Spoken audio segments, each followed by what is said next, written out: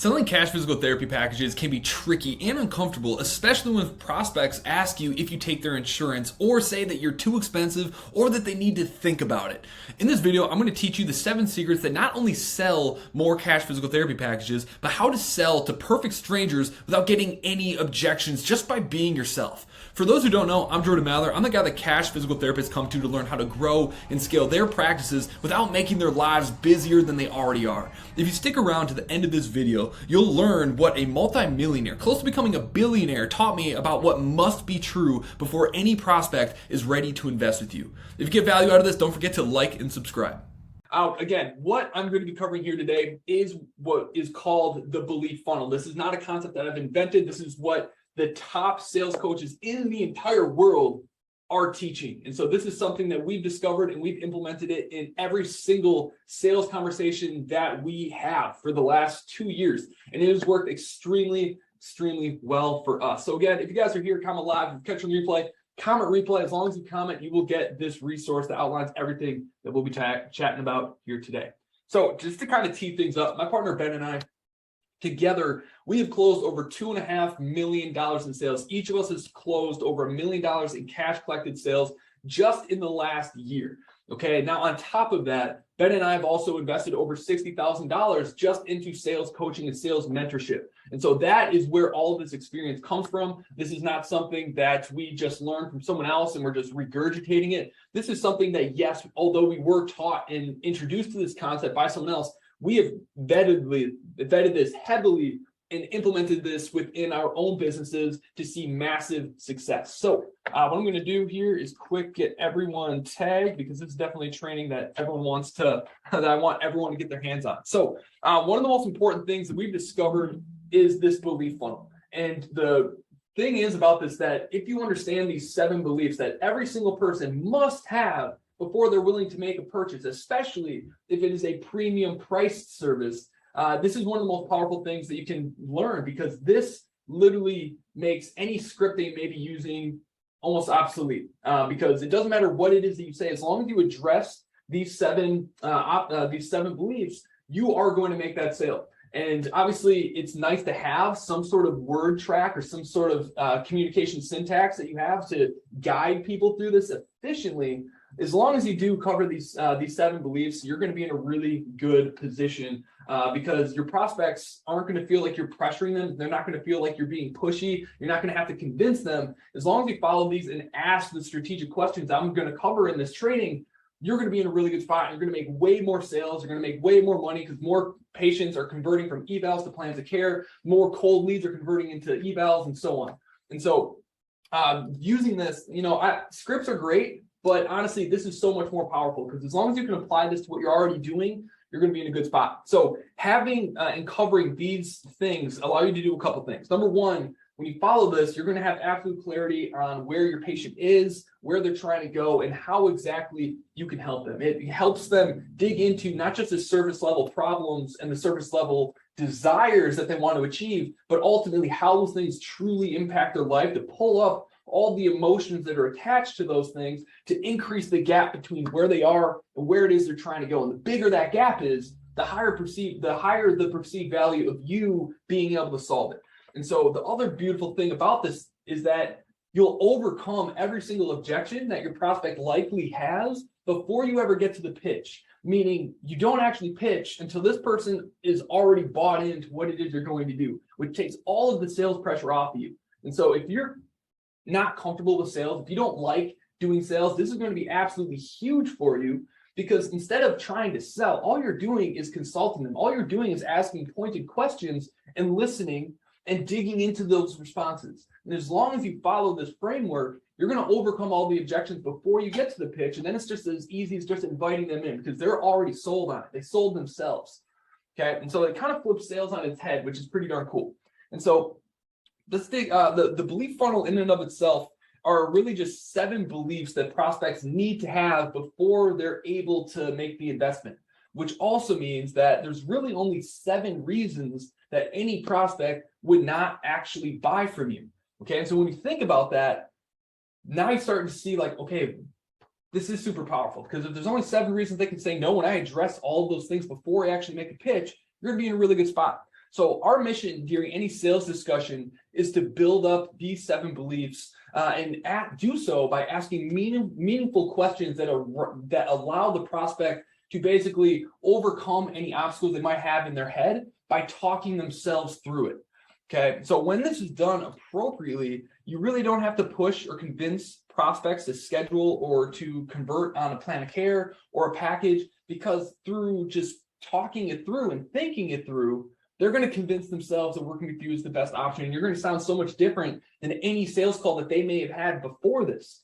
Okay, and so there's 7 different stages of the belief funnel. So number 1, pain, doubt, cost, desire, trust, support, and money.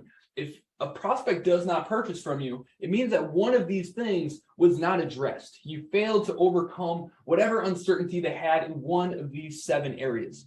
Okay, so let's start with the pain belief. This is the most important one because identifying this controls the rest of the sales conversation. So the pain belief is the prospect must believe that they have a problem that is preventing them from reaching some desired goal. Okay, and they have to believe that they need someone's help in order to fix it. Obviously, the business does not exist unless there is a problem. Okay, the role of entrepreneurs is solving problems. So this is why we always need to start off every single call with really figuring out like what exactly is their problem. And then the rest of the call is literally just asking questions, clarifying questions, and just digging down into this problem and really what that means to the patient. Okay, so we want to think about identifying this problem. It's finding the X on the treasure map. And once you find that X, all it is just digging down to the treasure. That is really all it is. And so another way to think about identifying the problem is the gap between where they are and where they want to be. And it's important to kind of think of it like a gap because people aren't always going to know exactly what the problem is. Yes, they understand that they're in shoulder pain, but maybe they really don't know why what they've tried in the past does not work. And so the pain point isn't the shoulder pain. Okay, we can't sell a premium product to solve shoulder pain. There's a million commodities that can solve that. The real problem that we're trying to uncover is why they haven't been able to fix the shoulder pain on their own. That's the problem that we're selling. Okay, and so when they don't really know why, that being able to ask them, understanding what they want and what's stopping them from getting there, and helping them identify all the things that they may have tried and help them understand why those things didn't work is the most important thing to understand in sales. Otherwise, they have no reason to think that what you're doing is any different than what they've tried in the past. So please keep in mind that physical pain that people are experiencing. There we go.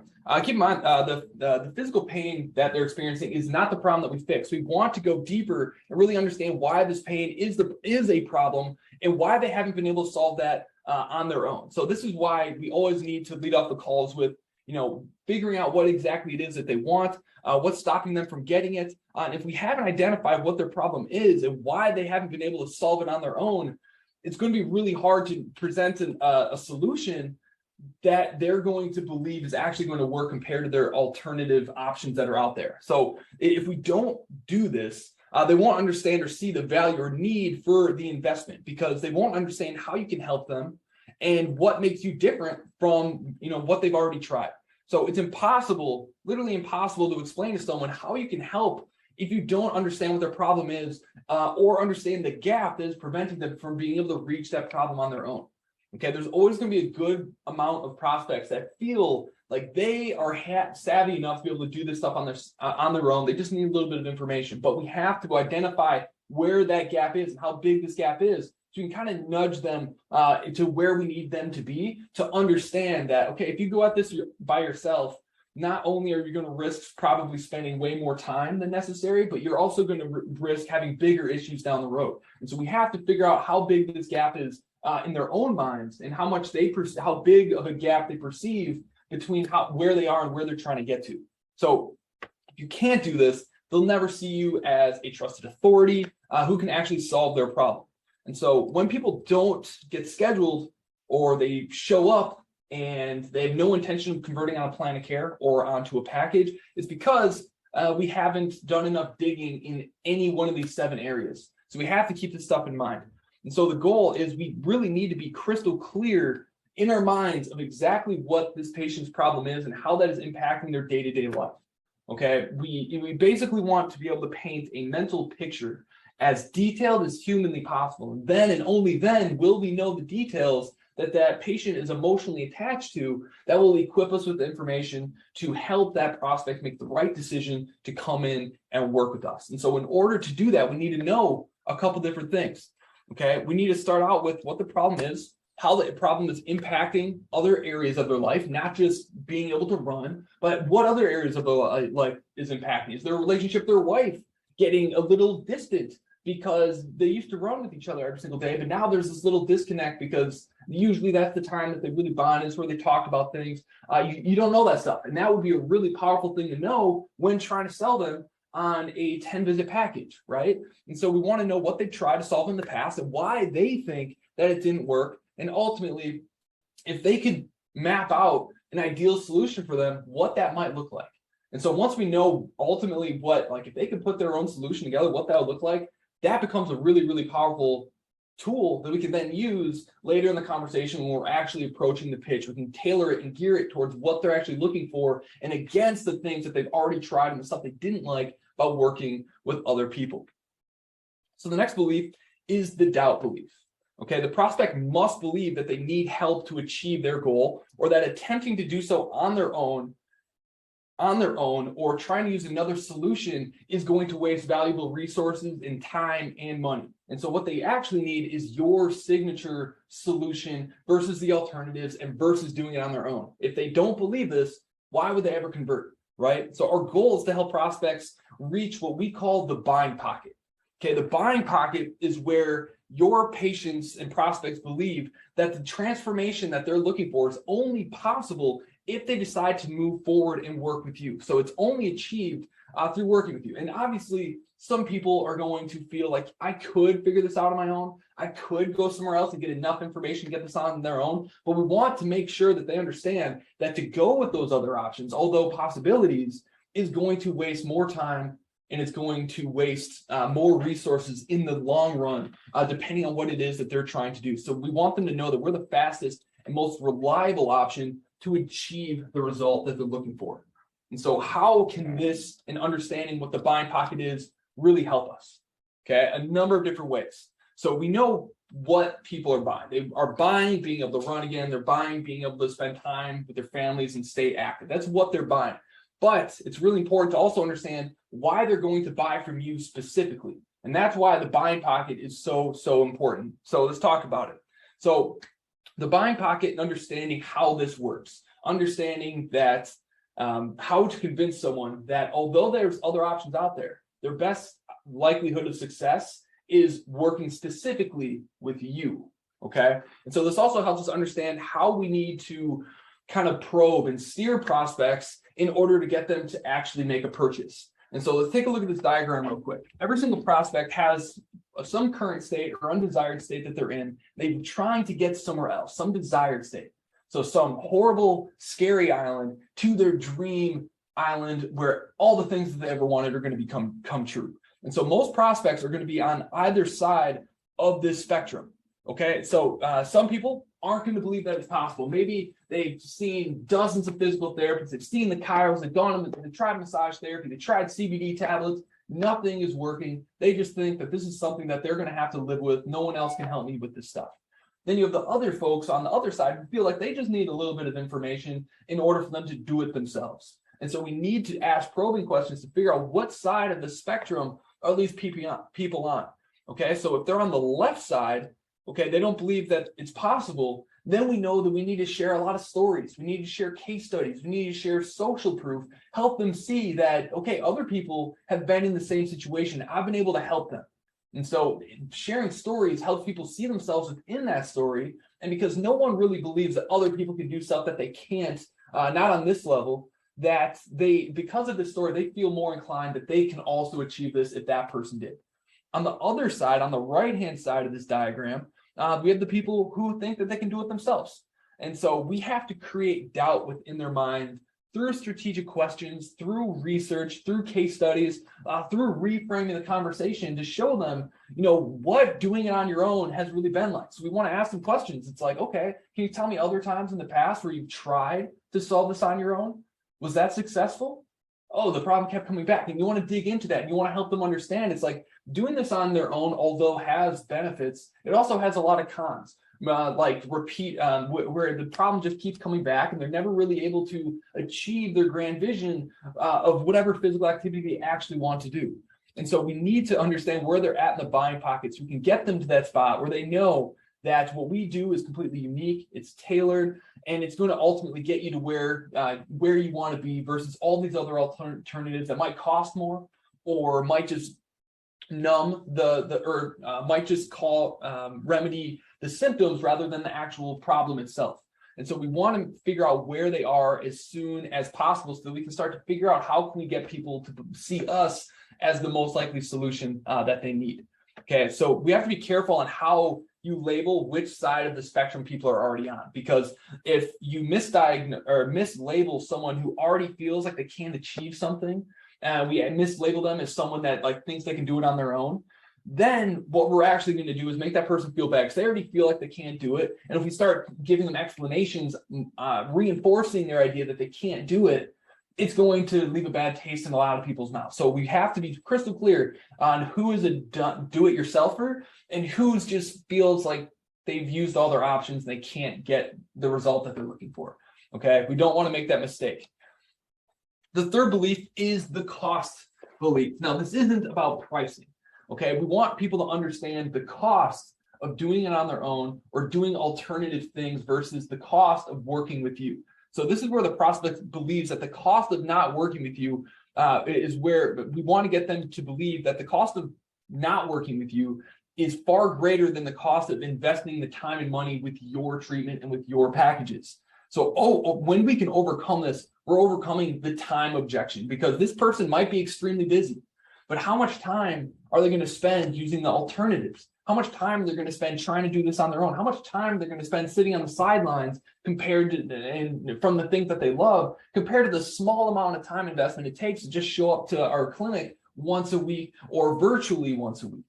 Okay, and so we want to make sure that we're really figuring out what's the cost of not doing this. And so there's a couple questions that we can ask to really figure out and really make the gap between where they are and where they want to be even greater by helping them understand how far away they truly are from the result that they actually want to get. So we ask things like, what's going to happen if we don't solve this shoulder pain? What's going to happen if we don't solve this hip pain? Okay, what do you think your life's going to be like in 10 years if you never had this back pain looked at? There we go. And so by explaining this to you, again, this making a bigger gap between where they are and where they want to be. And so if they're a do-it-yourselfer, they're starting to think oh man, maybe I do want to get some help with this to avoid these outcomes. Okay. And so the main goal that we're trying to get here is to make the gap big enough that we cross what's called the action threshold, where the risk or the cost of not doing business with you is far outweighed by the benefits of actually working with you. And so the current and future pain of doing nothing has to be far greater than the pain and the time and the money investment of your particular solution, whether that's a program, whether that's a package, whether that's an online course, whatever it may be. We have to ask questions to dig into, what is the actual cost of not fixing this? What's the cost of just continuing to take painkillers? What's the cost of getting surgery? And the more we dig into those things, the more of a fast and easy and brain dead, no-brainer solution working with you becomes.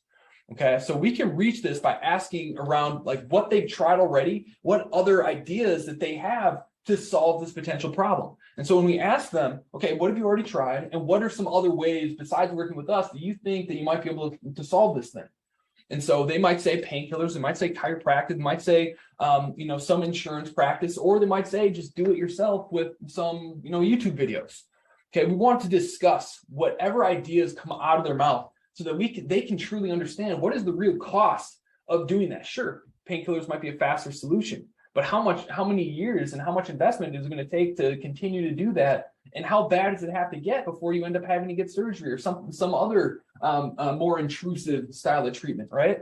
And so in the long run, we have to show them that working with us is the most effective option. It's going to take less time, and we want them to understand like what are the negative repercussions, the pros and cons of each alternative option that they're looking at, to help them verbalize their own thoughts about each one of those options, to talk themselves into, yeah, you're right, working with you does sound like the most appropriate, fastest, cheapest option compared to my alternatives. So Bino, Ben, Andy, what's up, everybody? The next belief is the desire belief. Okay, the prospect has to believe that solving the problem or solving the gap between where they are and where they want to be would help them achieve their ultimate future goal. So they have to believe that what you're offering is actually going to get them there. And so there's a lot of things we got to ask in order to get them there. So we want to first understand what they want. We want to understand why it is that they want this, and make it tangible by assigning a number to it. And so if they have shoulder pain and they want to get back to bench pressing, we want to turn that into something tangible, something, a goal that they can really envision themselves doing in the future. Because if they're just solving shoulder pain, how do you picture that necessarily? How do you work towards that? How do you make that tangible? And so we want to turn this into a number. So maybe we'd ask like, oh, how much did you bench before this? Okay, how much are you doing right now? How much are you trying? Like ideally in a perfect world, they'll shoulder pain. How much are you trying to get back to? Nice. Okay, you want to be able to bench 255. Perfect. Let's mark that down. And so now we have this tangible goal that we're trying to get to. Or maybe it's running. Perfect. How often were you running before the injury happened? Oh, 5 days a week. Okay, how much are you running now? 3 days? Okay, so I think our goal here is to get you back to running 5 days a week completely pain-free. Now we have this tangible goal that the person is becoming more attached to because it's a real number. They can picture exactly what that's like, and it makes the goal and the achievement that you're promising them and selling to them more real in the prospect's mind. Number 4 is how other areas of their life are going to be impacted once they reach this goal. And so when we ask questions like this, it forces them to tell us more details about their life. It brings out the more raw emotions, because all of the emotions are attached to the little things in life that most people don't talk about on these calls, because most of the salespeople in healthcare, they're just not savvy enough with sales to dig into those things. Okay, and so we want to understand how this is going to impact every other area of their life. And the more things that they say, again, it increases the gap between where they are and where they want to be, and increases the perceived value of the thing that you're going to be selling to them. Now we have the support belief.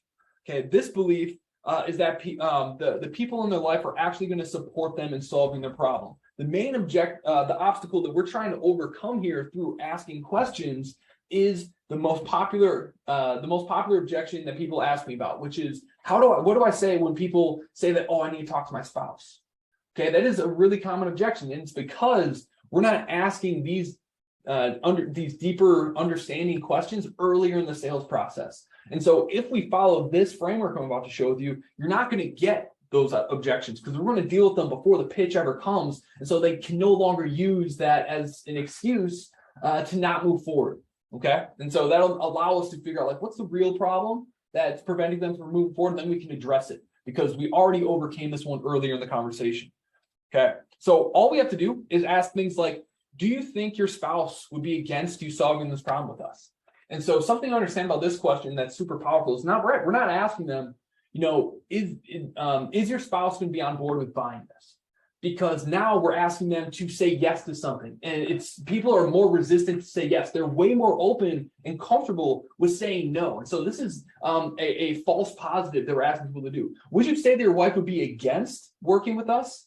Well, no, I can't say that she would be against it. But if we say, would she be for you working with us? They'd say like, yeah, maybe, blah, blah, blah. But if we ask them like, would she be against it?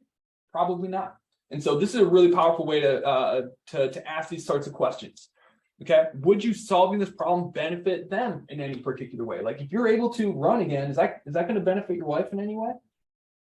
Again, we're trying to figure out different things we can use to help the prospect overcome their own objections in their head about asking their spouse about it. Now, lastly, this is one of my favorite ones because they just told you no, they wouldn't be against it. And so we want to figure out like what their deepest objection is going to be. So this question does a great job of doing that. So, hypothetically speaking, if your spouse were to have a problem with you moving forward with us, what exactly would that be? And so then whatever they say, those are going to be the most important objections and things that you need to dig into before you get into your pitch for what the solution is that they need. Okay. Now we have to build trust. Once we've overcome that belief and they told us, yeah, no, they wouldn't be against working with us. And yeah, me being able to run again would give us some of our personal time back away from our kids and allows us to have just a more relaxed relationship, because we're not trying to have these deeper conversations while also trying to take care of our 5 kids. Okay, now it's time to build trust. The trust that they have that what you are offering them is actually going to work. And so this is where the pitch starts to happen, where you're starting to outline your method of solving their problem, as well as what the actual product or service or package is that you're offering to them. Okay, so this is the belief that your solution is unique, different, and superior compared to what they've tried in the past or what they're currently exploring. Because many times you are not the first person they call. They might have talked to a few people and they're just kind of shopping around for their best solution. And so if they don't believe that we are unique, that we are different, when all else is the same, they're always going to go with the cheaper and the more convenient option. And so it's very important that they believe that we are completely different, because again, it goes back to getting them into the buyer's pocket.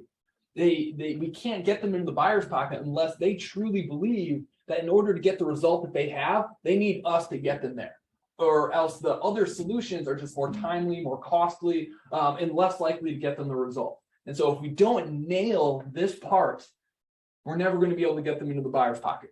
Okay.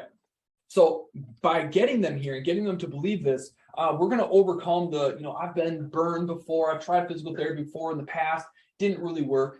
And so if we don't dig into this and really explain how our process is different and do it through asking understanding questions about what they've tried and what a good solution for them might look like, or why they think our solution is going to work, they're not going to have any reason to think that we're any different. And so they're going to go with the cheaper alternative, which is almost always going to be an insurance-based clinic. And so we have to help them understand and see why we're unique, because it is going to allow them to prove themselves logically why they're going to get a different result compared to what they've tried in the past. Okay. So do they actually believe that your method of solving the problem is going to bring them success? And so we need to actually, when we talk to them about what our process looks like, what our package looks like, we need to ask them, like, does this sound like it's going to get you to where you're trying to go? Why? And so whenever we're in this stage, there's really 2 things that we need to sell every single prospect on. Number one, our unique method, our unique process for treating patients and making sure that their problems aren't only gone, but future injuries are avoided. What is your unique process that justifies your premium rates? Get really good at explaining this, because if you can't, you're going to have a hard time selling premium packages to prospects. Okay, we have to be really good at describing our method. I'm going to show you exactly what ours is and how we do this in a minute. The next piece is, once they understand our method, we have to sell them on what the actual package or service that we're trying to sell them is, whether that's an evaluation, a plan of care, or a package. And so we can't sell them the package until we sell them on the method. Okay. And so when we're selling the method, there's a couple different things that we need to do. And so the way that we do it is the way that, once we have all the information we need, we understand, where they want to, where they are, where they want to be. We understand what's the biggest problem preventing them from getting there. We know what they've tried. We know their desires of ultimately why they're trying to achieve what they're trying to achieve and how that's going to impact the rest of their life. Now it's time to really break down, okay, here's how we're going to do that. And so here it's like, okay, I have everything I need. And so I'm very confident that we can get you to X, Y, and Z within, a certain time frame. Before I dive into our process and how I believe we can help you, do you have any questions for me? No? Perfect. Okay, so the way that we help people is, number one, the first thing we're going to do is we're going to find the real cause of your pain by going through a comprehensive biomechanical assessment. Then we'll explain what needs to be done to get you back to full speed and back to enjoying your favorite activities. That's phase 1. Okay, phase 2 is we're going to fix the problem areas by developing a treatment plan that's going to be tailored to your specific needs and goals. And this is ultimately what's going to allow us to get you stronger, pain-free, and on track to reach your goals most effectively and efficiently and really get you back to being better than you ever were. Okay, now phase 3 will help you stay at peak performance once you're out of pain. We'll implement a few strategies to get you performing at an even higher level than you were prior to the injury, while also strengthening your body to be more resilient and prevent future injuries from ever happening. And so that is our 3-step process that I know we can get you from, this bad situation to exactly where you want to be, and even in a better spot than you were hoping to be. Okay, now when we're done with that, we don't just go into the pricing, we don't just go into the packages and what you recommend for visits. Now we need to make sure that they understand that process and they believe that it is unique and different than what they've tried in the past. The only way to do that is by asking them questions. So the first thing we ask is, now that I'm breaking this all down for you, does that sound like what it is you're looking for? Does that sound like it's going to get you back to benching 255? Does it feel like it's going to get you back to running 5 days a week? Okay, now most people, they're going to say what they are programmed to say, which is what they think you want to say. And so they're going to say yes and never stop there. We want to dig into that. And so, well, great. I'm glad this sounds like a plan that's going to work for you. But just out of curiosity, why do you feel like this is going to work when those other things didn't? And so now they're either going to show you that they don't truly understand what makes it different, so you can dig into that and explain a little bit deeper on what makes you truly unique, or they're going to list out a laundry list of things that they've already identified from that call that they've realized this is what's super different and unique about you and why I would be crazy not to move forward. They're basically convincing you why they should work with you. This is why that's one of my favorite questions to ask. And it does a really good job of getting people to convince themselves to work with you. Because once they lay out several reasons why they should work with you, I'm going to explain a psychological principle here in just a little bit. It's really hard for them to go against what they just said. Okay, it feels out of misalignment of character to say like, yeah, I should do this for X, Y, and Z, and then say no. Okay, so I want to talk a little bit more about that in just a second. Okay, now that we've sold them on the process, and they agreed that this is unique, this is different, here's why I like it, and why I think this is going to work for me. Now it's time to prescribe to them what you think they're actually going to need.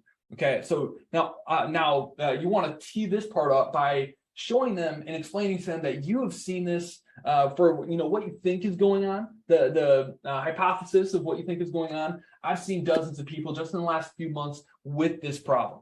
Okay, and we have a really high success rate with getting people back to running as much as they like to without pain and being able to manage any symptoms that they might have all on their own by the time they're done working with us. So you don't have to keep coming back unless you want to. Some people do love working with us and they do so on a performance-based basis after the program, but most people, they're more than able to manage all this stuff on their own.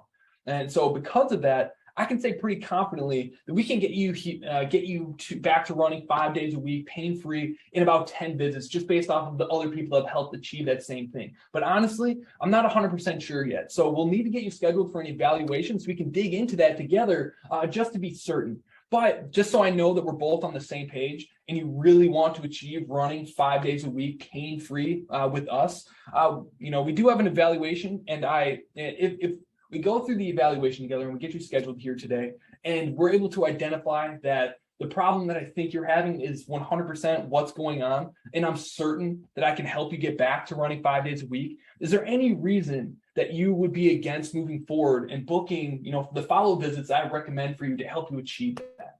And so this, again, very powerful question, because number one, we want to make sure that, especially as a cash practice, insurance-based clinics, a little bit different, but because we're charging premium rates and people are paying for multiple visits out of their pocket, it's important that during the first sales call that we ask these types of questions to make sure that they understand, like, in order to get where you're trying to go, based off of everyone I've treated, I know you're going to need about 10 visits. Now, if you come in for this evaluation and I identify that I'm 100% sure that I can get you back to running 5 days a week, are you open, or are you against, would you for any reason be against moving forward and booking your follow-up visits that I recommend for you?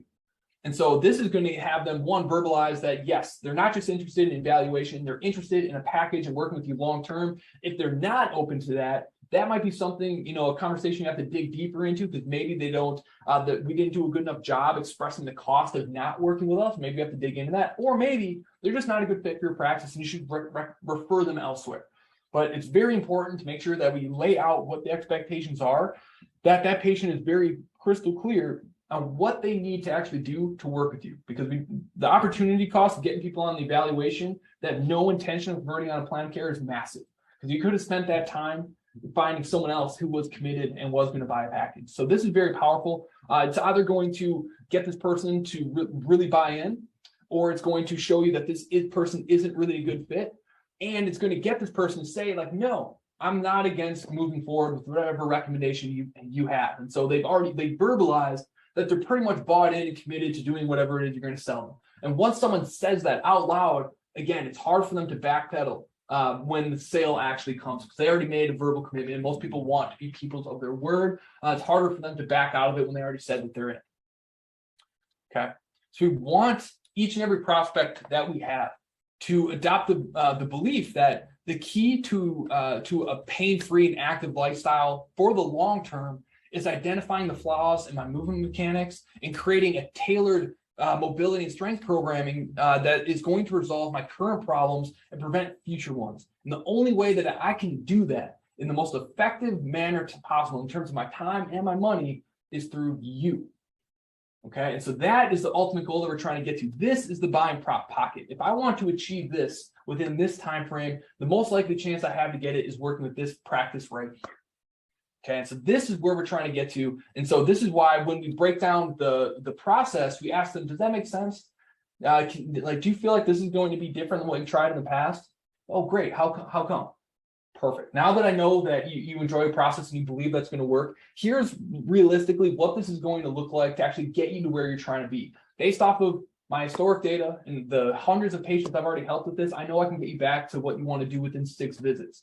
Now, I'm not 100% sure on exactly what the problem is. It sounds exactly like what I think it is, but I won't know until we get you in for an evaluation to be completely sure. But just so you know, if you do come in and I identify it is exactly what I think it is, and you are going to need 6 visits, would you be against moving forward with that?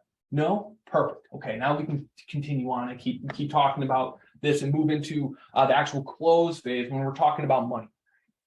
Okay, and so we have to create trust within our process, and we have to overcome all of this stuff. And really, when we're going through this pitch, building the trust, this is really the intro phase to the overall pitch. Now, once they believe in the process, they know it's going to work for them. They've verbally committed that they have no problem with buying, a package and doing the number of visits that you recommend. Now we talk about the cost of the program. So the money belief is that the belief that the prospect has the resources and willingness to solve this problem. Okay, we always want to save this belief for last, because if we start talking about money and cost too early in the conversation, we might not have built the gap between where they are and where they want to be big enough and built up enough value for them to see your solution as a worthy investment to solve that problem. Okay, and so we want to save this thing for last. If you do this too early, you're going to miss out on a lot of sales you probably otherwise would have gotten once you've taken through this entire process. Help them have all these beliefs. We've even found people that can really afford it. When you address this early in the conversation, they bounce out way too early. They go back and have all of these insurance-based objections that basically end the conversation right then and there. So we want to make sure that we save this for last, where we've already built up all this value, we've already built up all this belief, we've already had all these verbal commitments that working with you sounds like exactly what it is they've been looking for. So save this part for last. Okay, so if you we already said that. Okay, and so when they genuinely don't have the money, which happens, and you should have partnerships within your community to refer these individuals to, just know that that's not an objection. That is a condition that they have. And that's perfectly fine. We're going to come across those. If you're doing paid advertising, definitely want to make sure that we're advertising in the right zip codes, all of that stuff to make sure that, if you're in one of those cities that has a very clear line between, the wealthy and the affluent, and the poverty struck and lower class, it's very important that we're making sure that we're marketing appropriately and not wasting our marketing dollars. But I recommend that every single person has a good, strong referral partner to send all the people that genuinely can't afford this to, because those people will cross-refer. It's going to build a great relationship. It's really a powerful thing to have. So those are obviously going to happen, and there's nothing we can do about conditions of people, right? So if they don't have the willingness, though, then you didn't build up enough value during the cost stage. You didn't do a good enough of job of helping them realize what the cost of not working with you is going to be, what the cost of going with an in-network solution in town is going to be, what the cost of using painkillers is going to be, what the cost of not solving this and potentially needing surgery down the road is going to be. And so when we find that people like, okay, yeah, this all sounds good, but I think I need to think about it. Again, whenever that happens, it's a symptom of you not making a big enough of a gap between where it is and where they're trying to go. Okay, they don't understand that the cost of not working with you is more or less equal to the cost of the time and the financial investment. And so when you're getting these, just know, like, go back to your script, go back to your sales syntaxes, and just figure out, like, what are better questions I can ask in here to help build that gap to be a little bit bigger. Okay, so if they don't do this, again, we have to make sure that we're digging deep into the cost belief within this framework. And so the 7 beliefs that I just covered, just to very quickly recap before I talk about how to actually, instill these beliefs in individuals and how do we actually ask, questions to make this happen. So to recap, they are pain, doubt, cost, desire, support, trust, and money. For if there's any reason that someone does not buy, it is one of these 7 reasons. And so during our sales conversations, if we can address each and every one of these through asking questions, not telling people, not talking at them, but asking questions, this allows them to come to their own conclusion and overcome their own objections so that you don't have to at the end of the sales call. And so when this is done appropriately, you're going to find that you're going to have objectionless sales. They've already, just by the flow of the conversation you just had with them, they sold themselves on working with you. And so that's why going through these 7 is so incredibly powerful. Okay, so how do we establish these beliefs? Okay, the answer is skilled questions. You should really barely even be talking on sales conversations. Me and Ben, we barely say anything at all. We just say, like, oh, tell me more about that. How does that affect other areas of your life? We're literally just asking very short questions, and the prospect is talking the entire time. Whenever we train new sales staff and they listen to our recordings, they can't believe how little we actually do. Great sales is about doing less. It's kind of like golf. The less you do, the more you win. And so really being able to instill these beliefs in people is just getting really good at asking questions. And for those of you that are uncomfortable with sales, you should be really excited about this, because you don't have to convince anyone of anything. You just have to be good at asking very short questions and consulting them and really going at it with a core focus of understanding and from a place of servitude to genuinely collect all the information you need to be 100% sure that you can actually help them, so that when you tell them that you're confident you can help them, you mean it. And we want to be so good at asking these questions that we're able to tell who's not a good fit and who is a good fit. And when they're not a good fit, being very okay with pushing them away and letting them know they're not a good fit and referring them elsewhere, so that when we do ask these questions, we find the people who are a good fit, we have that much more conviction when we tell them we believe they're a good fit, and so that they actually believe it when we say it. Because if you say it to everybody, people are going to feel like, I think he says this to absolutely everybody. But when Ben and I are on the phones, when we say someone's a good fit, they know it. Because when people aren't a good fit, we tell them.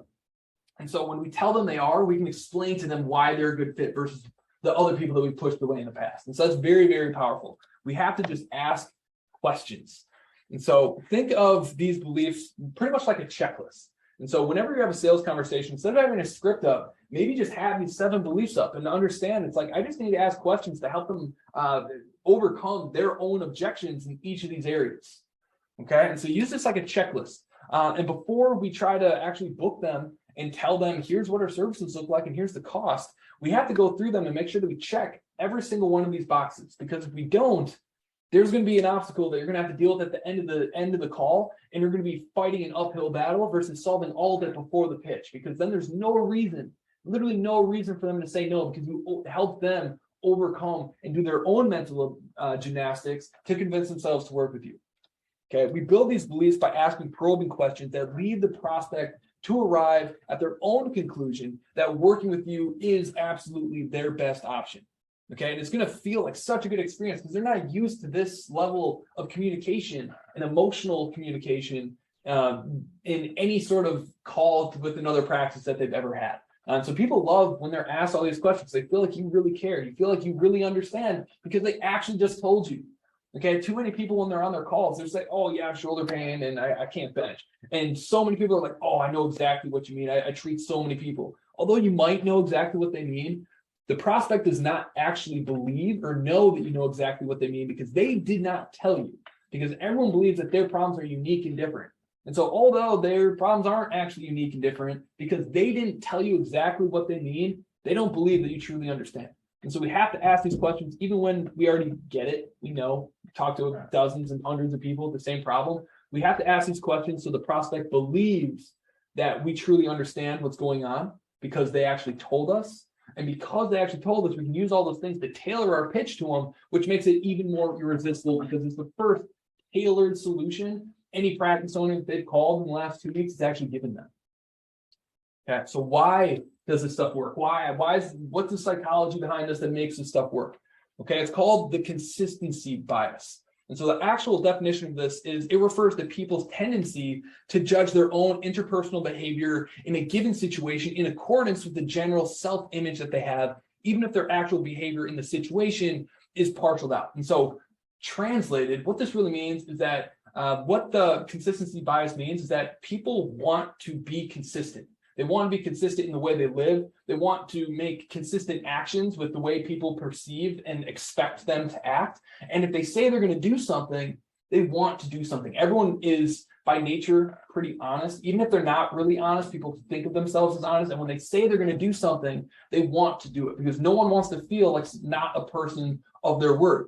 And so when we're asking people these questions, when they're telling us what's going on and we share our solution and what we think should work, we ask them, do you think this is going to work? Oh, why? Okay, here's what I know you're going to need to get here. Do you have any reason that you'd be against doing that? Oh, no, you don't? Perfect. They basically told you that this is going to work. Here's why it's going to work. And I have no problem doing the thing that you tell me I need to do to get there. Because I've already said those things, because of consistency bias, it's harder for them to not schedule with you, or it's harder for them to not move forward with the package because they've already did the internal, logistics to decide that this is going to work. And so that is why asking these questions and asking understanding questions and digging into those to truly understand what's going on, to truly ask them, do you think this is going to work? And all those, understanding questions to get them to agree to what you're saying is true. It's really hard for them to not get scheduled or to purchase after they've already done that. And so what makes asking these skilled questions so powerful is they're not only telling you that they're, they're not only telling you that they believe all of the 7 beliefs that we just covered here above, but they're telling themselves that. They're not just telling you that they trust you. They're not just telling you that they have a strong desire that they truly want to do and they're willing to put in the work. They're not only telling you that, yes, they have the financial resources to actually do this and that this problem is creating massive issue within their life.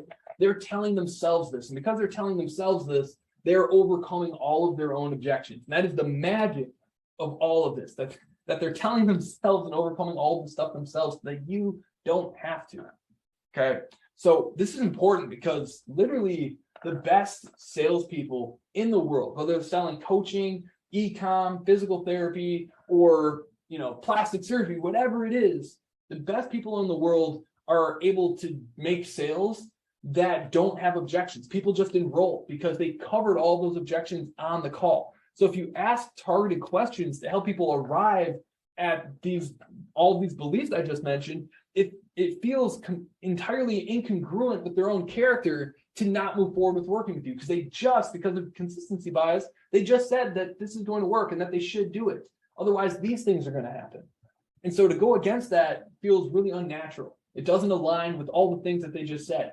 And so it's hard for them to not move forward. And so that is how we create the objectionless close. The best people in the world are doing this. I get very few objections on my sales calls. Ben gets very few objections on his sales calls. In ProKinetics, because we train our sales staff so extensively on this, we have a 75% booking rate from cold call and lead to an evaluation. From evaluations, we have a 90% conversion onto cash packages that are worth over $2,000. Our average patient comes in for 9.1 visits. Our average lifetime value per patient is $2,001. $2,001.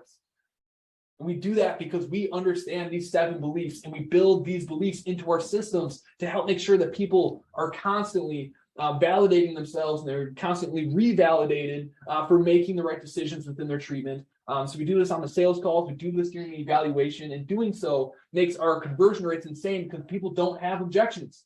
They talk themselves out of them. It's a really, really powerful thing. So it's crucial to understand that the best physical therapy salespeople aren't focused on mastering objections. So many people ask me, how do I overcome this objection? You don't.